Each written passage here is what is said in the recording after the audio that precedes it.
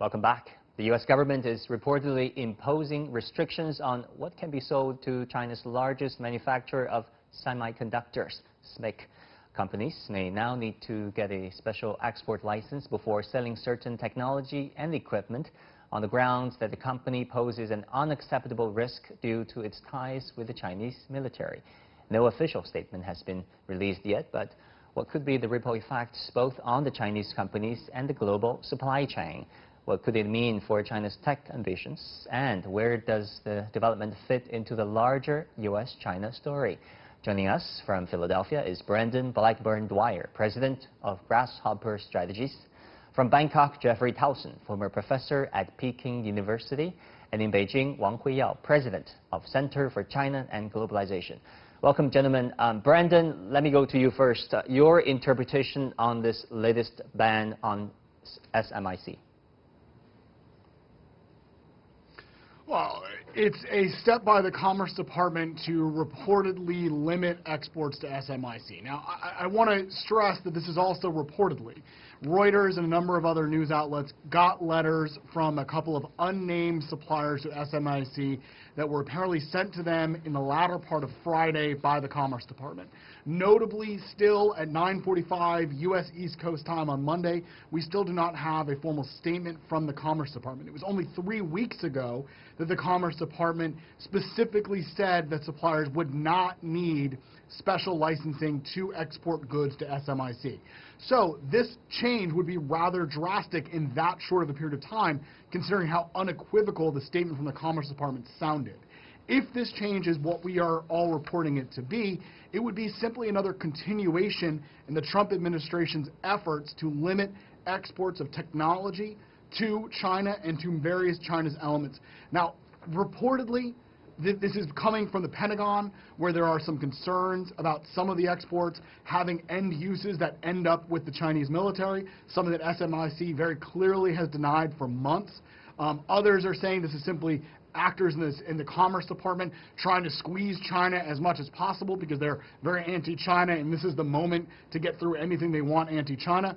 But the reality is, at the end of the day, this is only going to rattle markets. We've seen a huge sell-off in the value of SMIC. We've already seen panic in the markets related to continuing rising tensions, and this is going to disrupt global supply chains because SMIC plays a big role in international technology. People forget that, yes, its #1 source of customers is China, but its #3 source of customers is the United States. Well, Jeffrey, no official statement yet from the U.S. State Department of Commerce, but companies were told by the Commerce Department, according to reports, not to sell to the Chinese semiconductor, SMIC. Is it all but a foregone conclusion that there will be a restriction on the Chinese semiconductor? I mean, this is, to some extent, what we've seen before with the early days of Huawei and ZTE before that, where it was a limitation on what American companies could supply technology-wise to a Chinese entity. So in that sense, it's important because it may be the start of a process we've already seen. But this actually hits at kind of a larger level, because when Huawei got hit with the entity list, which was expanded to TSMC and others recently, that really did hit their ability to access leading-edge chips and to manufacture them. And all eyes at Huawei, and really across digital China, turned to SMIC and to HiSilicon as a potential domestic supply source to be developed over time. Now, if that is also going to be cut off or limited in some way, that could potentially have a wider implication than we've seen before.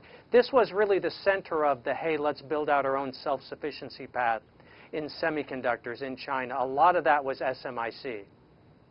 Well, President Wang, how do you look at this restriction by the Department of Commerce, if when restriction does go ahead on SMIC? Well, I think this is very unfortunate, because it's really hurt the U.S. economy. And actually, it's really also hurt Chinese economy, as we know that, U.S. chips selling accounts 1/3 of U.S. sales to to China, accounts 1/3 of that. So it's really not only affecting China, but also affecting U.S. So particularly, you're damaging the ecological environment for the chip industry. I mean, you got a 1.4 billion market in China, 1 billion smartphone users, and if they stop the China market, or slow down, what actually will impact on the R&D, on many things that U.S. actually is semiconductor industry is doing. So I think this is really started a decoupling of some kind, and it really it shows that U.S. is really trying to find a hard position to really towards Chinese semiconductor industry. But I think China will actually eventually manage to come back someday. So this will be a temporary hardship for Chinese companies if they really carry through. It will also damage greatly the U.S. company and U.S. suppliers. And I think for also the world industry to set very bad examples for the future to follow. Well, Brendan, a CNBC commentator said this morning that this ban hits right at the core of China's ability to be autonomous in technology. Do you agree? Do you look at it that way too? It has that potential. My colleague already brought up that SMIC was really the centerpiece of China's push towards 2025 to be, quote-unquote, self-reliant in the semiconductor industry. Now, that self-reliant number was set at setting a goal of 70% of semiconductor chips to be sourced from within China. That will be a huge increase. Right now, it's only 16% of the semiconductors utilized by Chinese companies, which are major technology producers around the world. Only 16% of those come within the United States. And most of that 16% are considered to be second-tier chips. We're not talking about semiconductors that are really at the bleeding cutting edge. SMIC was still a few years behind many of its international competitors. Now, we've seen twin things happen over the last few months. We see this threat against SMIC specifically. We see the United States interfering with the Netherlands' ability to sell a major piece of equipment that would have upgraded SMIC's semiconductor production substantially over the summer. And we see a future where the United States is trying to theoretically decouple, which would, again, as my colleagues have pointed out, hurt both economies. The United States is a major supplier of products to SMIC. We are the #3 source of products from SMIC. And we have an international economy based on free exchange of goods. We have an international economy based over the last 30 years on global trade, something that this strikes at the very heart of. Right. Jeffrey, we know that Huawei is SMIC's largest customer, and we also know that the U.S. has been making moves to block Huawei's businesses in the U.S. and around the world. Is the U.S. targeting SMIC for so-called military ties, for really a proxy attack on Huawei? I don't think this is what this is. It's hard to know what's really going on now. All we've got is a couple of reports. When Huawei has an issue, I deal with them quite a lot. I find them to be an incredibly well-run company. They really got hit hard. Last year they got hit pretty good, but this year has been a body blow, which they are very open about as a management. They talk about all the difficulties they're having. Sourcing leading-edge chips for them, which is how they compete in smartphones and to a lesser degree in base stations, has become a significant problem. And the chips coming out of SMIC weren't going to get them there. So they were already struggling with this issue. This doesn't strike me just as an observer as to be more of the Huawei story. This strikes me as the U.S. government looking at SMIC in its own right. And the military ties, the national security language, I'm not totally sure I buy that. They use national security language to talk about TikTok. I mean, if you can see national security in dancing videos, that might just be the argument that gets them the tool they want. So it's not clear to me what the interest is, but their attention does seem to be focused on SMIC.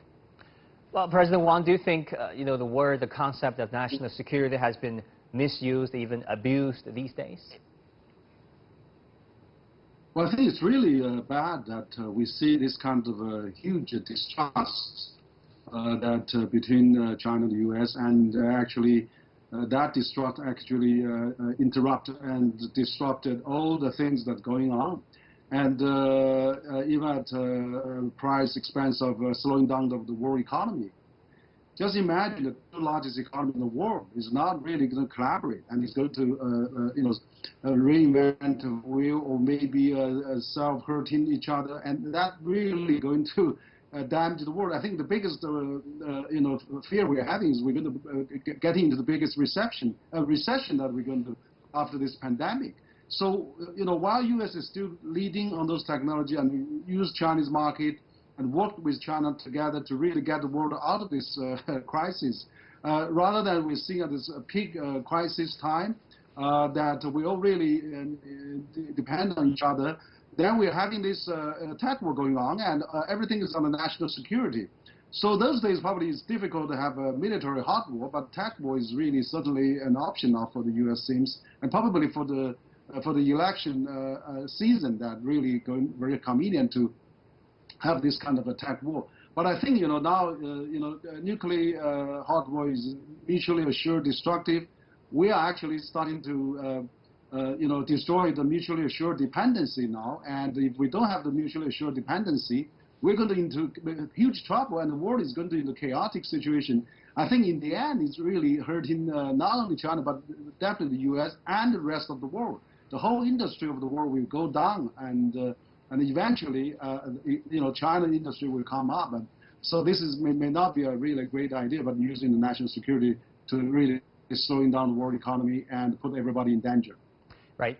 Brendan, do you think the restrictions on SMIC is, a death sentence, if you will, on the company? Because a federal judge, for example, blocked Trump's attempt to ban TikTok. Also, a California court made similar decisions to ban the White House's restrictions on WeChat. Well, let's differentiate. The U.S. courts have a much easier path to get involved into banning or stopping or putting an injunction on the Trump administration's ability to interfere in U.S. business inside the United States, namely the TikTok deal, the WeChat deal. It's a little bit harder for the courts to get involved into overturning an export license or overturning a desire to require export licenses. It's a lot harder. It's also just a very different area.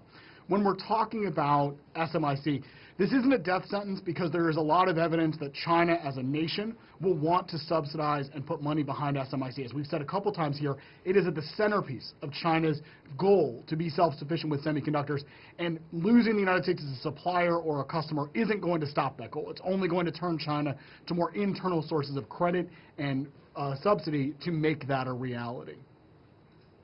All right, many thanks to Brendan Blackburn-Dwyer, president of Grasshopper Strategies, Jeffrey Towson, former professor at Peking University, and Wang Huiyao, president of the Center for China and Globalization. Thank you, gentlemen. And that will do it for this edition of The Point. As always, follow us on Facebook and Twitter using the handle Liu Xin in Beijing. Download the CGTN app to watch our show, or go to YouTube and look for CGTN The Point. Thank you for watching.